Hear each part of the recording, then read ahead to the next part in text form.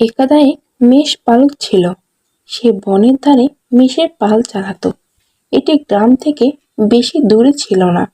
একদিন সে গ্রামবাসীর সাথে মজা করতে চাইল, তাই সে নেকড়ে নেকড়ে সাহায্য সাহায্য বলে চিৎকার করা শুরু করলো। গ্রামবাসীরা তার চিৎকার শুনতে পেল এবং তাকে সাহায্য করার জন্য দৌড়ে এলো। তৎক্ষণাৎ সে অট্টহাসিতে ফেটে পড়ল। এতে গ্রামবাসীরা দুঃখ পেল এবং ফিরে গেল। একদিন বিকেলে সে মাঠে মেষ চালাচ্ছিল। হঠাৎ সে একটি নেকড়ে দেখতে পেল। সে ভয় পেল এবং নেকড়ে নেকড়ে বলে বারবার চিৎকার করা শুরু করলো। কিন্তু কেউ রক্ষা করতে এলো না এবং সে কিছু বুঝতে না পেরে গাছে ওঠার চেষ্টা করলো, কিন্তু সে ব্যর্থ হলো। নেকড়ে খুব দ্রুত তাকে আক্রমণ করলো এবং মেরে ফেললো। লোকজন